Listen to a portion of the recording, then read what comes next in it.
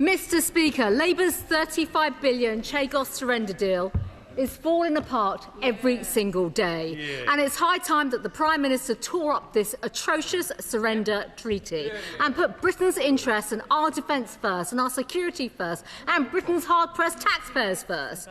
This side of the House has made it clear from day one at every opportunity to expose the deceit, falsehoods and foolishness of the approach taken by Labour.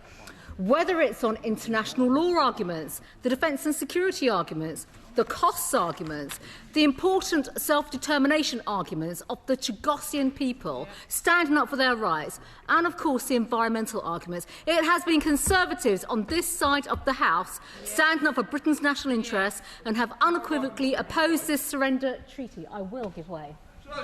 Grateful to my honourable friend, and building on what she just said there, is she not shocked that most Labour MPs cannot be bothered to turn up for this debate? And is absolutely right. And, I just think it demonstrates their disdain and contempt for the British people, quite frankly. It really does. And while the Prime Minister and, in fact, their various ministers travel the globe, it's pretty obvious that they all go around waving the white flag of surrender. They can sit there chuntering, but the British public can see exactly what's going on with this government. Weak people and giving away their money. Had the Prime Minister... So the Minister is chuntering about starting the negotiations. This deal is on him. It's on their government. It's on the Labour government and your lefty friends and your international law agreements. And perhaps he'd like to listen, because had the Prime Minister... You can sit there, absolutely do listen, because they may learn a few things today. Had the Prime Minister and his dear friend, the Attorney-General, perhaps she'd like to contribute to the debate. She'd perhaps put her name in to even speak. Then I suggest she sits and listens. Had the Prime Minister and the Attorney-General and the real Foreign Secretary, Jonathan Powell, and the current and former secretaries who are former secretaries in name but only, got their way, then the Mauritian flag would already be flying over the Chagos archipelago, and hundreds of millions of the £35 billion of taxpayers' money would already be in the coffers, lining the coffers of a foreign government. I will give way. My right honourable friend, may I invite her to challenge the Minister to deal with the issue of the Palindaba Treaty, which came into force, I think, in 2009, designed to prevent African nuclear proliferation. If we breach that treaty by means of this deal, it will open up an opportunity for all kinds of hostile powers, including China and others, to site nuclear weapons in Africa. Do the government realise that? And I know my honourable friend certainly does. Yeah, well, my honourable friend is absolutely right. And, of course, again, it's this side of the House that's been raising this issue, because guess what? It gives succour and strength to Britain's enemies. So all the people, basically, that are working against us, China, Russia, Iran, they'd be accelerating their plotting with their Mauritian friends on how to undermine the operationalisation of the military base at Diego Garcia and exert their influence in the Indo-Pacific at the expense of all our interests. I will give way. I commend the Shadow Minister and indeed the Conservatives for bringing forward with a consistent focus on what they're trying to do. But does the Shadow Minister share the concerns over the long-term guarantee for the UK and the right to extend the military lease and the right of access within the treaty, and the fact that this essential base can never have no ambiguity attached to it in any way? Is absolutely right. And this speaks to the fundamental point about the capitulation, the surrender, the way in which this government has worked night and day, we see it now, in terms of working against Britain and Britain's interests, and that is unforgivable. I will give way to my right honourable friend. My right honourable friend, who I must say is making an excellent start to this attack on the government. But I will ask her this simple question, which shouldn't we also dig a little bit deeper as to some of the linkages between, say, the Prime Minister and some of his earlier colleagues, to learn that Philippe Sands, who was representing the Mauritian government, had a deal done with the Russians over Crimea, in which he assured them, I understand, that the granting of independence and ownership for Mauritius would not impinge on their right to stay in Crimea, which brought them to vote and support this. Doesn't that look to you, to my right honourable friend, and to myself, as absolute method traitorship? Yes, my right honourable friend has made his point very clearly. This is a government that effectively is not standing up for our values, our interests, or even making any effort whatsoever to demonstrate that it's on the side of our national security. And fundamentally, this is what it's been all about. And, Mr. Speaker, you will absolutely know it's been the diligent work and the scrutiny of Conservatives in this House and in the other place that's led the government being forced to pause in this surrender through our diligent diplomatic engagement with the US administration, asking over 400 parliamentary questions, 2 opposition day debates, and thanks to you, Mr. Speaker, urgent question after urgent question, here to demand answers which they never provide, they only hide. This is all thanks to this government's shameful and outright contempt of Parliament and the British public. We have proudly made representations on behalf of the Chagos people. Not only have they been betrayed, Mr. Speaker, but they're also now being threatened in Britain, and their family members are now being intimidated by people associated with the government of Mauritius, who seem to be learning how to conduct transnational repression from their Chinese Communist Party friends. This Labour government will go down in history for many, many terrible things, and they can now add to that list of shame the repression and betrayal of the Chagosian people. Labour must rethink their deeply corrosive policy, which is putting our security and the safety of the Chagosian people at risk. But instead, we have a weak and feeble Prime Minister currently on his knees in Beijing, who will do anything possible to push through this deal, a deal that has been constructed and negotiated by his left-wing international lawyer friends, whose views he seems to value much more than the British people and the Chagosian community. And, Mr. Speaker, we all know how this has gone completely wrong. The Prime Minister can take a different course, and it's gone wrong because this surrender is completely unnecessary, because, as this side of the House knows, it's based on an advisory opinion. Exactly. And ministers have failed to give convincing answers as to why we will accept this. There is no answer on what enforcement mechanisms would exist. So tell us today, please, other than some hypothetical comments about the electromagnetic spectrum and the ITU.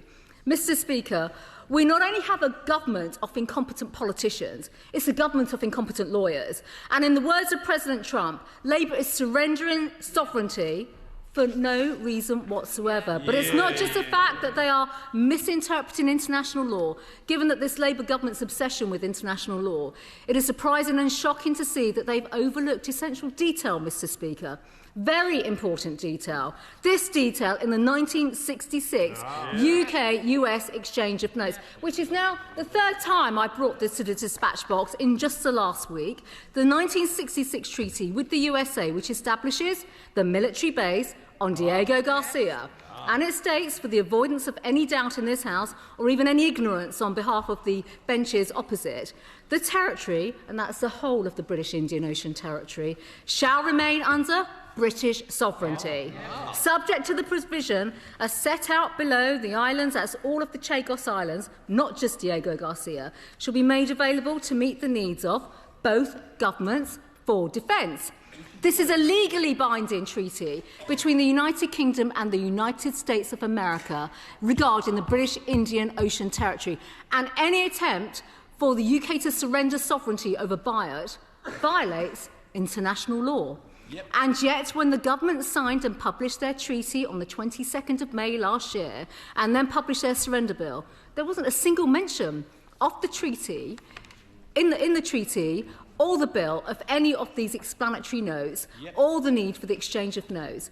So on Monday, in response to the urgent question, the Minister for the Overseas Territory said, "We have been clear throughout that before the UK can ratify the treaty, we'll need to do the following: pass primary and secondary legislation, update the UK-US agreement, the exchange of notes, and put in place agreements on environment, marine protection, security, migration."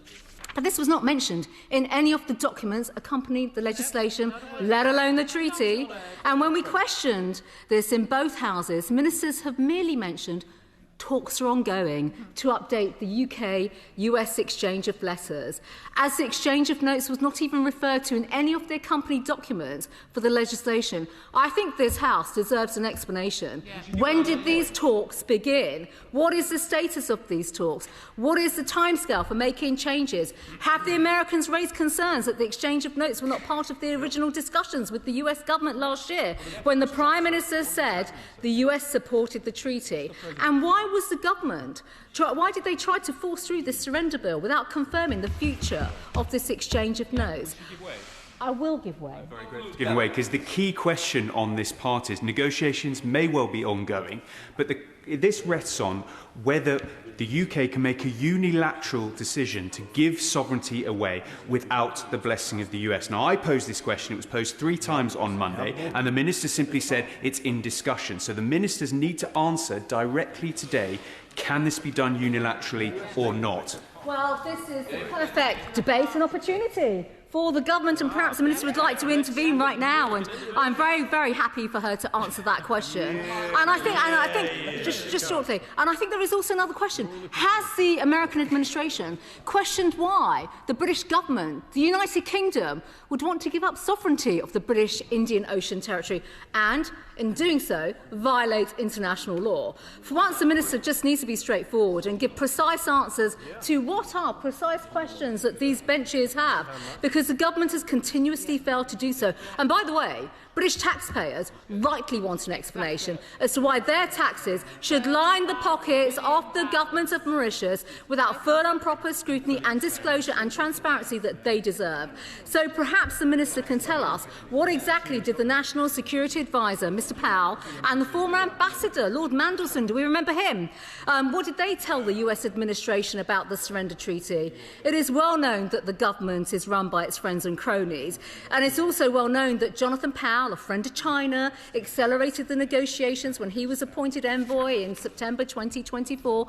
And frankly, can anyone in this House really trust anything that Lord Mandelson would have been involved in? I think that's definitely a question for the government. I will, of course, give way.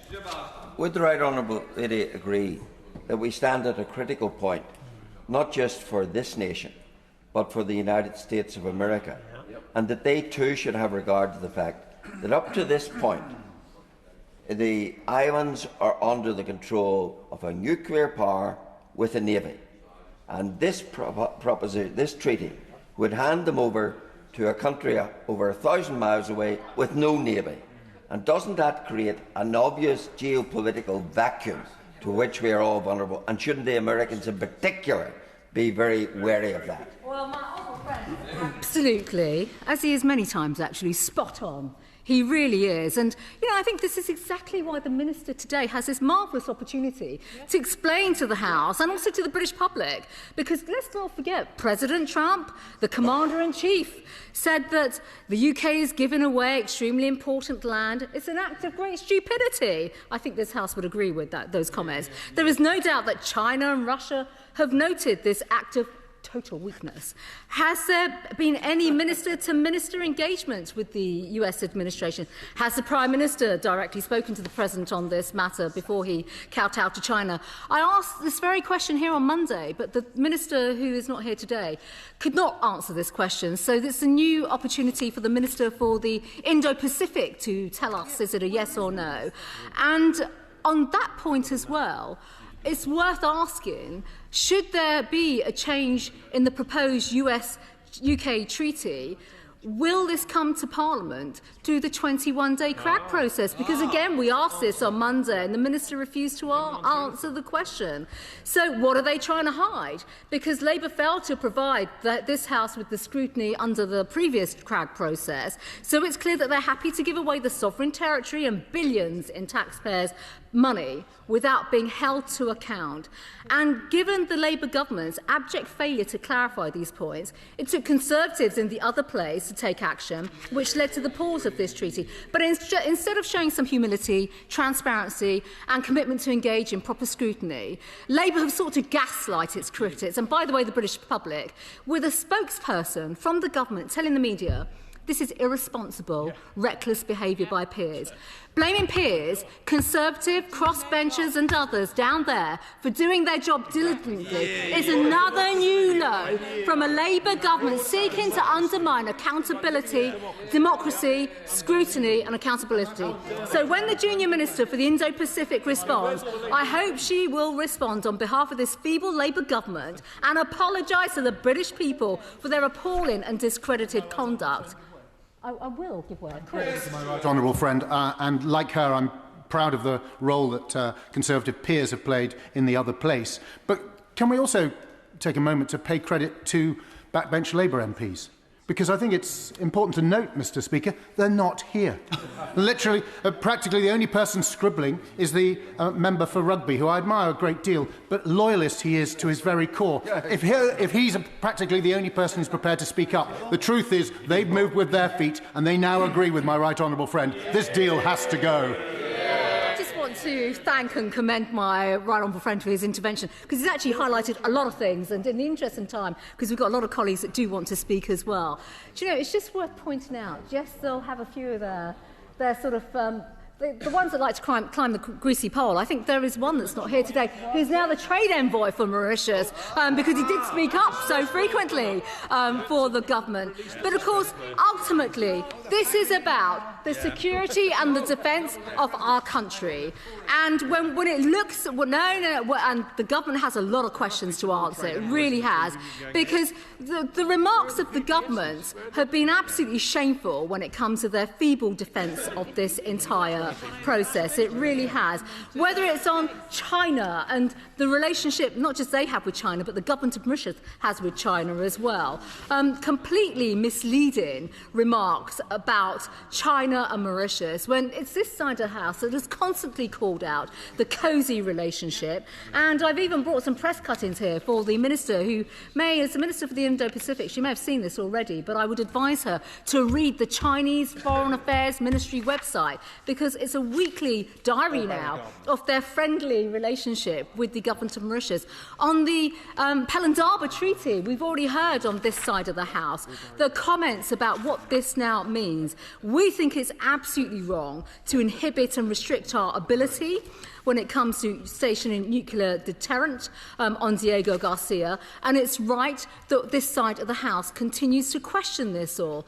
And on the money, let's just discuss the money, Mr. Speaker, and I will close my remarks shortly. It is an absolute disgrace that this House has not had full disclosure around the money. It's in the public interest for ministers to tell the truth, to be held account, and to stop hiding the true costs behind literally misrepresenting the positions of the OBR and the government's actuary department. That's just utterly shameful.